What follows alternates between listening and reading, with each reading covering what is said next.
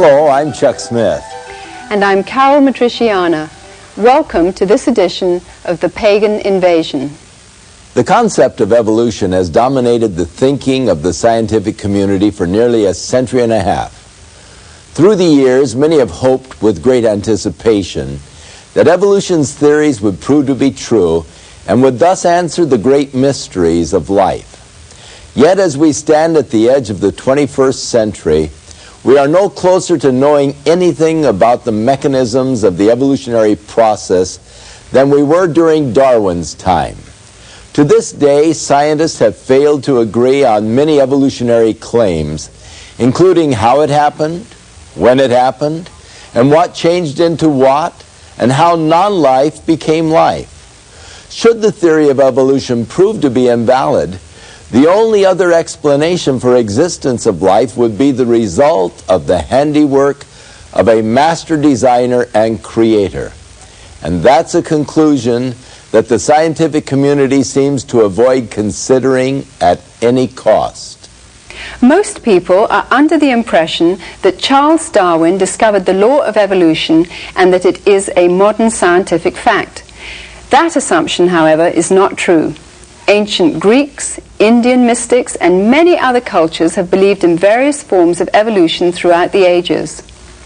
What Darwin did was popularize a theory of evolution in 1859 with the publication of his book, The Origin of Species by Natural Selection.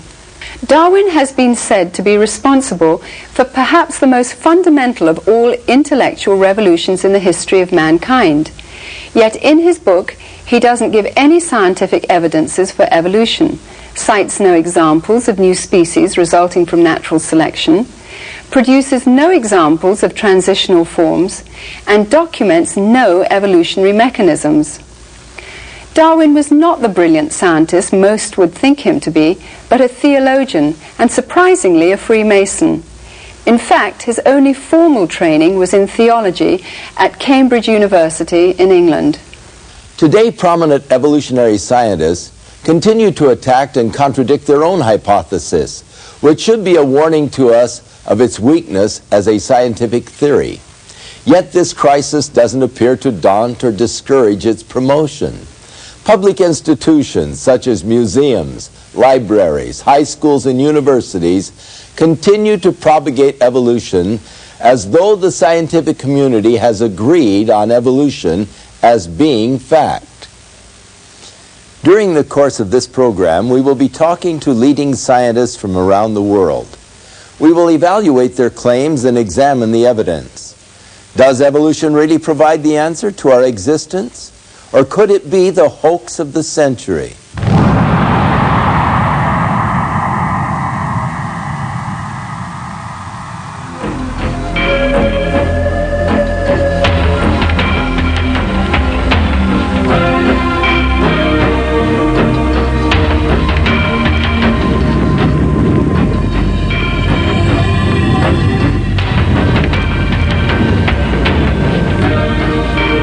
The controversial question of how life began has puzzled mankind for thousands of years.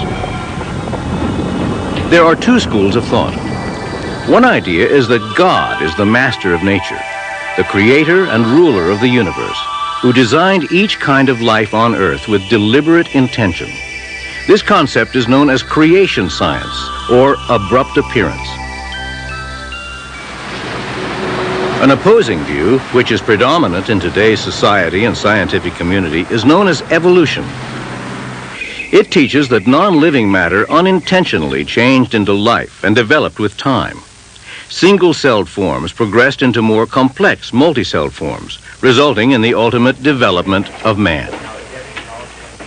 The principles of evolution influence every aspect of our society. Around the world, prestigious museums display evolutionary perspectives. National parks and historical sites have become showcases for evolutionary information. Science magazines, geography and natural history publications, children's books, and TV specials present evolution to the public as fact. Many of today's most popular films, amusement parks, and even breakfast cereals promote evolutionary concepts to eager audiences. Textbooks that develop evolutionary theories are compulsory reading for public high school, college, and university students. Evolution has become the foundation for most scientific disciplines, including paleontology, geology, biology, and astronomy. The aim of many scientists is to eliminate supernatural explanations and provide naturalistic answers. Consequently, many must reject God's supernatural intervention in a miraculous creation. The parallel ideas of reincarnation and evolution have always been closely linked to the occultic beliefs of many of the world's pagan religions. But during the mid-19th century, this philosophy was suddenly given scientific respectability worldwide by an Englishman, Charles Darwin, who has become known as the father of evolution. The majority opinion of the day held to the biblical account of a creator God who intentionally designed each basic form of plant and animal. Although raised a Christian, Darwin rebelled against this idea and in his theory saw a way to formulate a process without a creator. This is the home of Charles Darwin between 1842 and 1882. It's in this study that Charles Darwin produced his great works. In fact, he used to sit in this chair. It's here he wrote his famous On the Origin of Species, published in 1859. Charles Darwin is a giant among men in modern world because he developed the theory of evolution, which transformed the scientific world.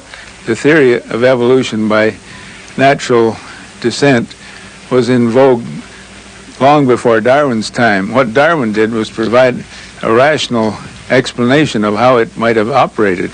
So rational indeed that many people said, why didn't I think of that? Many people felt most comfortable. As far as Darwin was concerned, he was their hero. He provided the explanation that they were seeking. Modern science was born in 1620 when Lord Bacon wrote Novum Organum.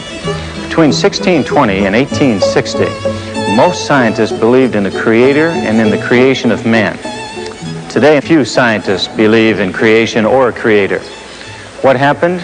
Who are some of the molders of the modern mind? I'm standing here by Thomas Huxley in the Museum of Natural History.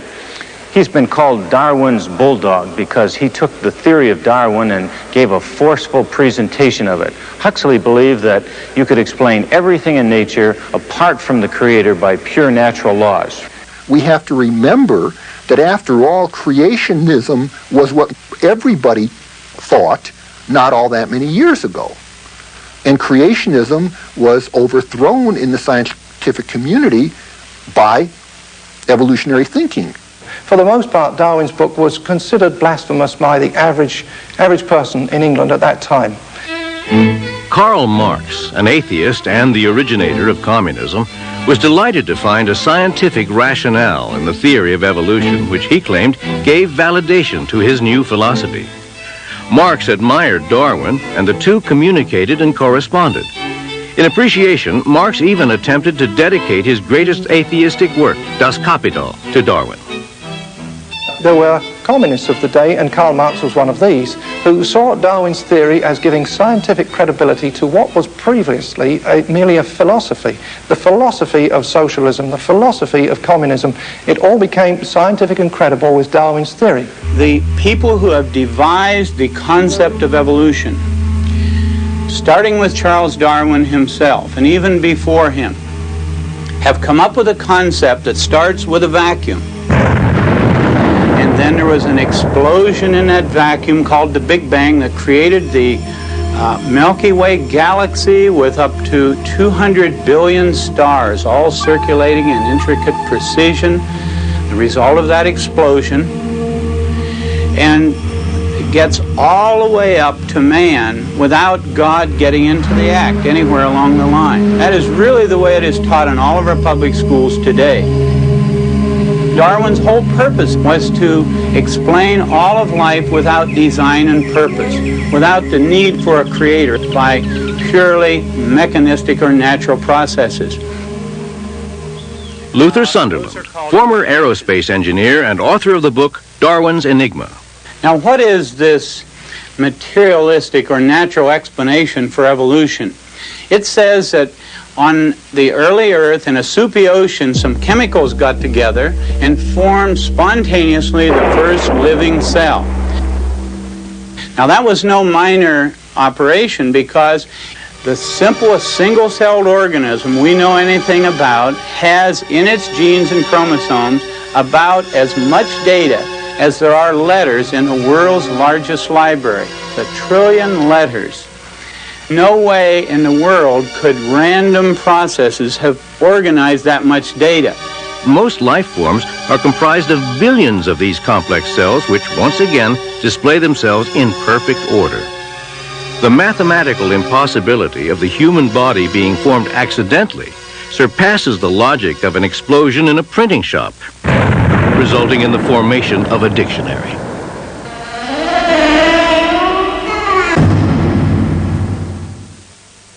Appearing in the film The Evolution Conspiracy is Dr. John Morris, who is head of geological studies for the Institute for Creation Research in San Diego, California. I spoke with Dr. Morris and asked him to explain the differences between creation and evolution and to describe how recent scientific discoveries had affected both these theories. Evolution is the idea that all of the life forms that we see living today and that we see recorded in the fossil record have all come from a common ancestor. The idea is that some 4 or so billion years ago, a single-cell organism came into existence from non-living chemicals. It was spontaneous generation. It just became alive from non-living material. And then through a process of modification over the years, through mutation, natural selection, genetic drift, whatever, it has evolved. It has changed, altered into the various forms of life that we see today. That's the basic concept of evolution, that all of life has come from a common ancestor. The idea about creation, however, is the opposite to that, that each basic category of plant or animal has come directly by a creative act, that it did not descend from an ancestor that was different from itself. Dogs have always been dogs. People have always been people. People did not come from a non-human ancestor. The other idea about creation is that once this category was created, it was created with the genetic makeup, the DNA code that was designed so that their descendants would always produce that category. It would not evolve, as it were, into something else. The creation model, with its concept of categories of animals appearing abruptly, is sometimes called the abrupt appearance model. The idea that things got here abruptly without having descended from a different sort of thing. And then stasis is the idea that it's been stationary since it's got here. It doesn't go anywhere. It doesn't change in anything else. Both these views seem in such opposition to each other. How can scientists have such differing views of the origins of life? That's a very good question, and I think this is really the bottom line question.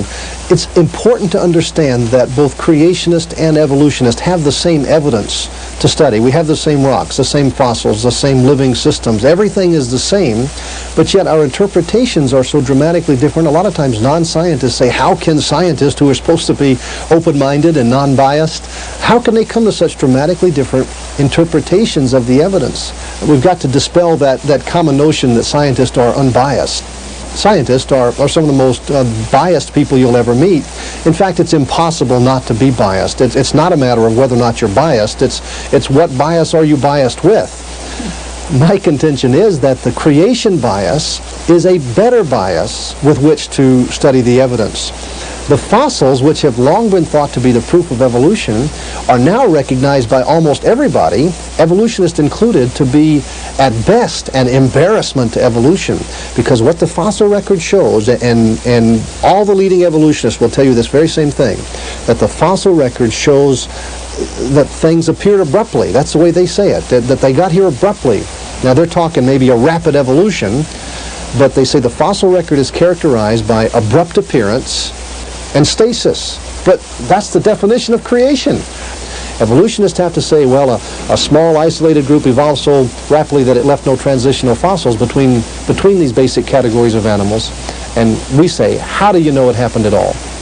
Over 1,000 species a year are becoming extinct. That comes down to 3 a day. Is there any compensation for this within the evolutionary theory? Actually, one of the basic predictions of the evolution model is that new species will be coming into existence, all along the time. But what we see when we really look at the world, what the facts of science show is that species just don't come into existence. On a daily basis, species are going extinct. What we see is extinction. That's what science tells us. Now, the evolutionary historical reconstruction is that new species are forming. But the evolutionary reconstruction does not fit well with observed science. In wanting to steer clear of the concept of a creator, evolutionary scientists have ironically and unwittingly adopted an idea which forms the basis of many pagan religions. In an attempt to avoid traditional biblical religion, they actually promote another. The results have been devastating. Many areas of science, such as biology and geology, have been compromised.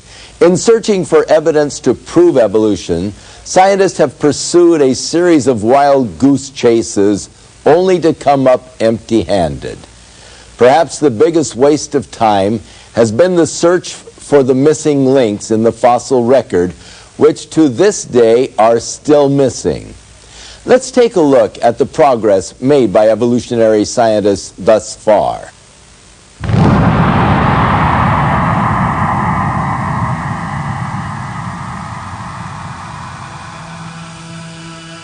If evolution has really occurred, we ought to be able to see the evidence in the fossil record. After all, that's the record of the past. But if we look at that fossil record carefully, we see that there are no recorded instances of one type of an animal ever changing into another. There's no transitional forms. One of my advisors is working in the field of paleontology and has been working on the distribution of fossils in the record and has found that there are no interspecific transitional forms, something that, of course, the creation model would have predicted and did predict long before this research was done.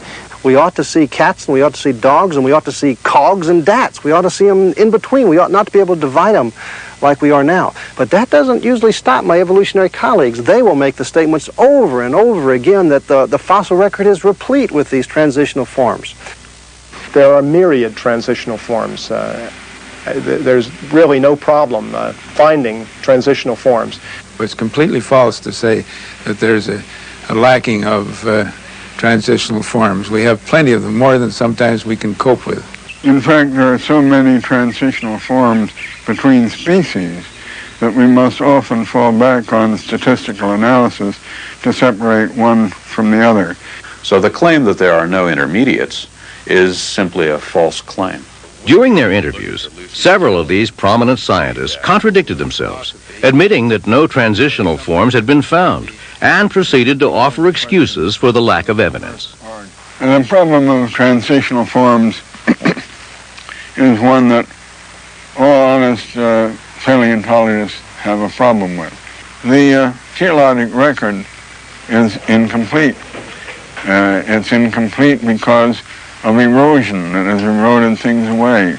One of the things that also makes it a little more difficult in the fossil record is the rapidity with which evolution acts in very short bursts. It doesn't leave many transitional forms behind. Let's go to the British Museum of Natural History, to the man who wrote the book there on evolution, Dr. Colin Patterson. I wrote to Dr. Patterson and asked him why he didn't put a single picture of an intermediate form or a connecting link in his book on evolution. Dr. Patterson now, who has 7 million fossils in his museum, said the following when he answered my letter, quote, "I fully agree with your comments on the lack of direct illustration of evolutionary transitions in my book. If I knew of any, fossil or living, I certainly would have included them," unquote. Later he said, "I will lay it on the line. There is not one such fossil for which one might make a watertight argument." Because no fossil records exist to confirm evolutionary assumptions, dubious artworks are relied upon and exhibited as fact. Misleading artistic interpretations depict fish magically growing legs and changing into amphibians, extinct deer-like creatures mysteriously turning into horses, and monkeys becoming humans. Where non-existent transitional skeletons are needed to prove a point, skilled craftsmen substitute plastic and wooden models. I'm very concerned about the way our museums present evolution as though it were a proven fact. And actually, false information is being presented. You see, since the museums don't have the transitional forms, they have to make them up out of thin air. The November 1980 edition of Science Digest shows a drawing of a whale with legs as an evolutionary link between whales and cows. But the only fossil evidence for this mythological transition is a skull and several teeth, no leg bones. Niles Eldridge at the American Museum said, "You're only limited by the credulity of your audience and your own imagination in making up these stories of what changed into what and what the intermediate forms were." If we're talking about seeing evolution today, seeing one species changing into another species, that's not going to happen. Although there must be, from an evolutionary perspective, many transitional forms out there, the likelihood of finding any one of them is extremely low. The more we learn about paleontology, that is fossils, the more certain we are that evolution is based on faith alone. The National Academy of Science is the official advisor to the U.S. government on questions of science. In its publications, it falsely claims that the missing links that troubled Darwin are no longer missing. This is misrepresentation which deceives millions, because after 120 years of exhaustive searching, Darwin's missing links are still missing. Yet this academy and evolutionists continue to perpetuate the mythical theory that man developed from ape-like creatures. Richard Leakey, who is one of the most well-known anthropologists, said that if he were asked to draw a family tree for man, he would just have to draw a huge question mark because the evidence is too scanty to possibly know man's evolutionary origin, and he didn't think we're ever going to find it. To aid and abet evolutionary concepts, artistic depictions have gone beyond ethical boundaries.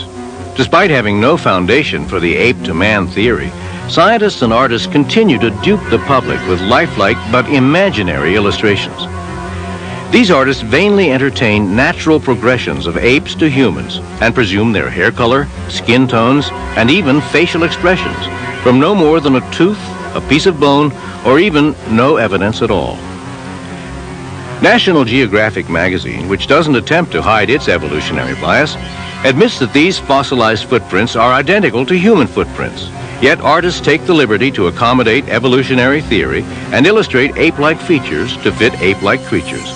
All because biased dating processes insist that these footprints were found in rock layers said to exist before humans. Now, today we have evolutionists who would like us to believe there is solid evidence for evolution. Before the public, they generally create the impression that the evidence is just like solid gold, that man has evolved from some ape-like creature. Dr. Donald Johanson, director of the Institute of Human Origins, discovered Lucy, an alleged ape-to-man missing link.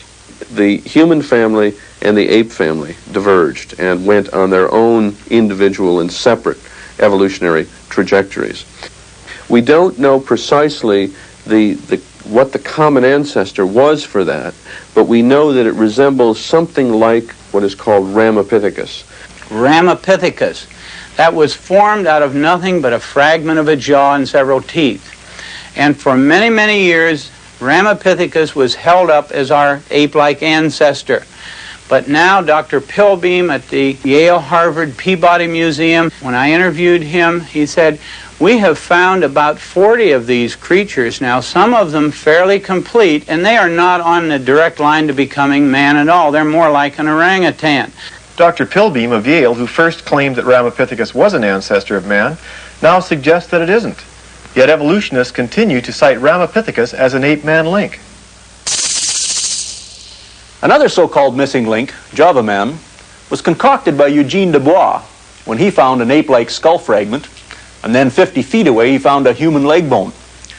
However, just before he died, Dubois confessed that he'd also found 2 human skulls at this same location, and he admitted that the skull fragment belonged to a gibbon and not to an ape man. Homo erectus is probably best known as Java man. And it was at this stage in human evolution that they began to make and use these large triangular hand axes, brains expanded over 1,000 cc's, body proportions similar to ours evolved, and we were firmly on the road to later hominids, including modern humans. This hoax is still accepted by evolutionists today, and it's presented to the public as a true missing link. If you think the Java Man hoax is incredible, wait until you hear all the facts surrounding Johansson's Lucy, this little 3.5-foot adult skeleton, which looks just like a chimpanzee. As you know, Lucy was found in 1974, and sometimes I refer to her as the woman who shook up man's family tree, because she represents for us the oldest, most complete skeleton we have of any human ancestor known to anthropologists. Now, the species Australopithecus afarensis, as represented by Lucy, is a species that we feel is ancestral to modern humans. And the significance of Lucy is that she gives us a good idea of what our ancestors looked like some 3 million years ago. We can learn from her skeleton about the way that she walked, for example. When we look at her knee joint, when we look at her pelvis, we see that she walked like you and I, instead of like a chimpanzee. Johansson said, even though this is a very ape-like creature, it walked upright. Well, the pygmy chimp today wanders around in the rainforest walking upright almost all the time, so that doesn't prove anything. Actually, the only features of Lucy which even hint at erect posture are the knee and hip joints.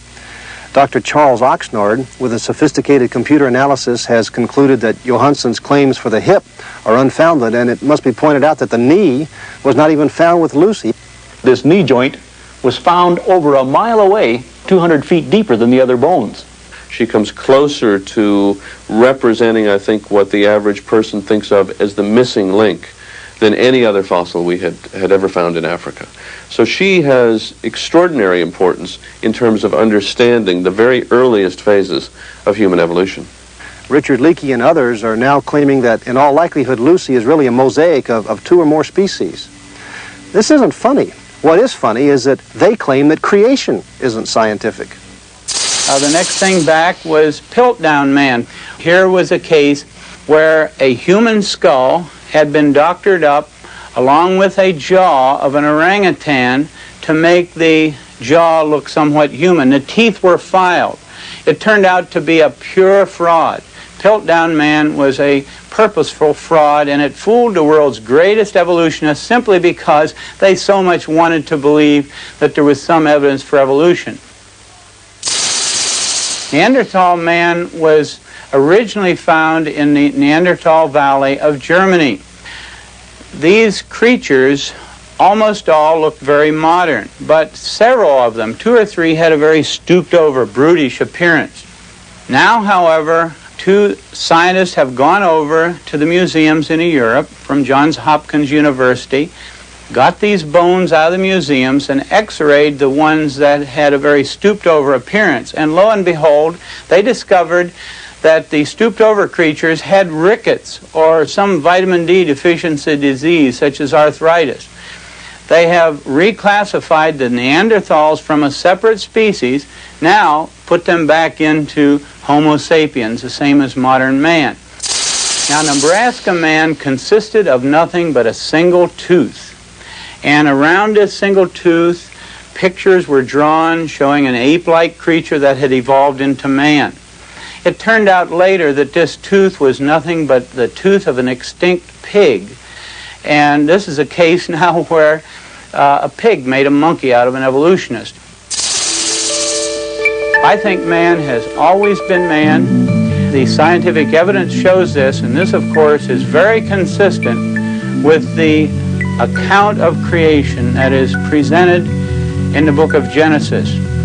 Behind closed doors, or occasionally when speaking very candidly, the evolutionists admit there is really no evidence that man evolved from the apes.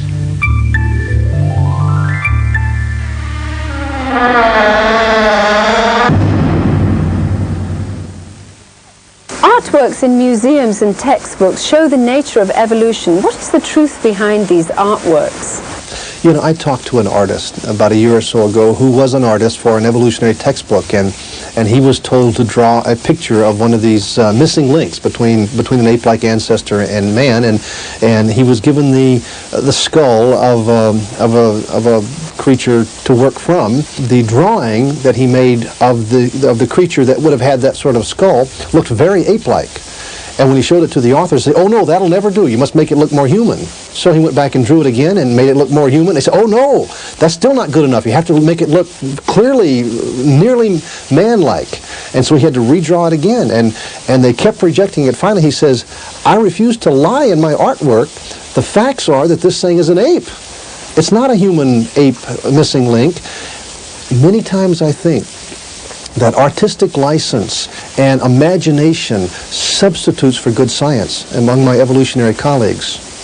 How has evolution managed to become so pervasive in our society? I'm convinced the reason most people believe in evolution is because most people believe in evolution. The facts of science never did particularly point to evolution. Particularly now the fossil records, a record of life in the past, just doesn't give any clue that any basic category of animal has ever changed into another basic category. But we're all taught it. We're taught it from day one in schools, and we're also taught that if you don't believe in evolution, you're an ignorant person, a fundamentalist or something. But in reality, the evidence just doesn't fit and never has fit evolution very well. And many evolutionists now are abandoning evolution. They're looking for some other explanation of the origin of things. In schools, students are taught that evolution is a fact. Is it proper for scientists to claim that evolution is a fact? I remember at the Scopes trial in 1925, all the arguments that were used in favor of evolution have now been disproved. They're no longer even thought to be proof of evolution, such as Nebraska man. This was a human ancestor, so it was thought. It was based on one tooth that was found, and from that tooth was built up not only the whole person, but the family, the wife, the kids, the whole community, just off of one tooth. And it was found out later that that tooth was really not even a human tooth. It was from a pig. Our Piltdown man was another one that was used as proof, and now we know that Piltdown was a fraud. Well, those things were taught as fact, and people believed evolution because of the proof that was given. But now we know that those proofs were in fact wrong, but people still believe in evolution because you see how it works. They were taught it was a fact, they believed it, and it got to where the evidences were unimportant anymore. I'm convinced that this is so destructive to the minds of our students. They're not taught how to think. They're not taught how to evaluate evidence. They're only taught to remember what you've been taught, and then if it changes, you remember the new stuff. You see how it works. You know, I think this issue of creation evolution goes far beyond just how we look at rocks and fossils. I think it's really a basic foundational issue.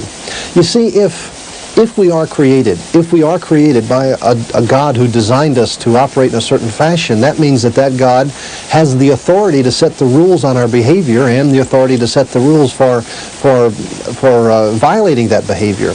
So our job is to agree with and submit to those rules. But you see, if we've just descended from the animals, if we're just an ape that lost our tail somewhere along the line, then nobody owns us. We set our own rules and we do what we want to do. This, I think, is a commentary on our modern society, that everybody's doing their own thing, that you know, we're after our own gratification. Charles Darwin himself warned that unless transitional forms could be found in the fossil record, the theory of evolution was worthless speculation. Today's adherents to evolution have failed to heed this warning and continue to hold to a belief in evolution despite the complete lack of evidence.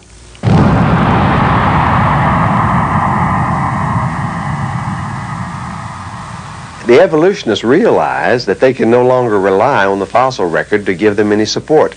So what they've done is they've come up with a very crafty alternative to the Darwinian concept of evolution. They call it the punctuated equilibria concept. One of the really exciting developments in evolutionary theory in the last 10 to 15 years has been the theory that instead of evolving very gradually over a long period of time, that evolution came in short bursts that were interspersed with much longer periods where virtually nothing happened. You see, this solves all kinds of problems intellectually for the evolutionist. He doesn't have to look at the fossil record. There is no evidence in the fossil record that one type of animal ever changed into another type of animal. Punctuated equilibria comes along and says that isolated populations of animals evolved rapidly and left no fossil trace. But this is an argument from lack of data. There are no transitional forms, and that's used then as proof of the brand of evolution called punctuated equilibria. This is bad science. With this new information, we're trying to refine our view of evolution. And what's emerging is a much more powerful synthesis of the evolutionary theories. I'm convinced that the idea of punctuated equilibria is really a desperate attempt to salvage evolutionary theory. Punctuated equilibrium, while attempting to explain the lack of intermediate forms between neighboring species, neglects to address the real issue that asks why there are no transitions between major categories of life forms. One extraordinary answer was offered by Goldschmidt's hopeful monster theory. Who would believe, for instance, that a reptile laid an egg and a bird came crawling out of the egg, as Goldschmidt had said about this theory when he first came up with it? We are literally going back to the very foundations of evolutionary principles and reevaluating once again the mechanisms whereby evolution takes place. Unfortunately, I think a number of those outside the scientific fields that deal with evolution interpret this as a casting doubt on the very what I would call the fact of evolution. What it does say to us is that the evolutionists are running scared. It seems like almost every new development in science is converging to destroy evolution. Whether we're talking about new discoveries in astronomy or in paleontology or biology, this is true. I just realized finally, after studying all this material and thinking this thing through, that the evidence, the scientific evidence for creation is a lot stronger than the scientific evidence for evolution. In the last decade, most of the basic pillars upon which evolution has stood have collapsed, and the theory is in chaos. Now, unfortunately, at this time, the evolutionists are crying louder than ever before that evolution is a fact. Well, it's my personal view that evolution is a dead certain fact. Evolution, there is no question that it happened. The geological record cannot be explained in any other way than through the evolutionary process. Many times you'll hear the statement that evolution is a fact, but a scientist should know better than to make a statement like that. If evolution has ever occurred, it was not observed, and therefore it's outside the realm of science. It's inaccessible to scientists and the scientific method. Many of my evolutionary colleagues are coming up with rather bizarre theories. It seems that they recognize that evolution doesn't make good sense scientifically, and so they're forced to come up with these incredible imaginary ideas. For instance, some now recognize that the spontaneous generation of life from non-life is scientifically impossible. So what do? Do they attribute it to a creator? No, they claim that life came from outer space. Well, they can believe that if they want to, but they shouldn't call it science, and they shouldn't teach it in schools as if it were science. Evolution is simply a matter of making up stories in place of the actual scientific data. Science used to be the search for truth. Now it seems it's deteriorated into the search for a believable story. The scientist who can make up the most plausible sounding story and can get it printed or get the media to tell about it, he's the one that becomes famous. I can say that as a scientist I see zero evidence that evolution has occurred or that any is going on today. One scientist I spoke with said that even if evolution is not true, there's no way it could ever be retracted because it had gone too far. Millions of textbooks would have to be reprinted, and museums all over the world would have to tear down their exhibits. Society would never trust science again.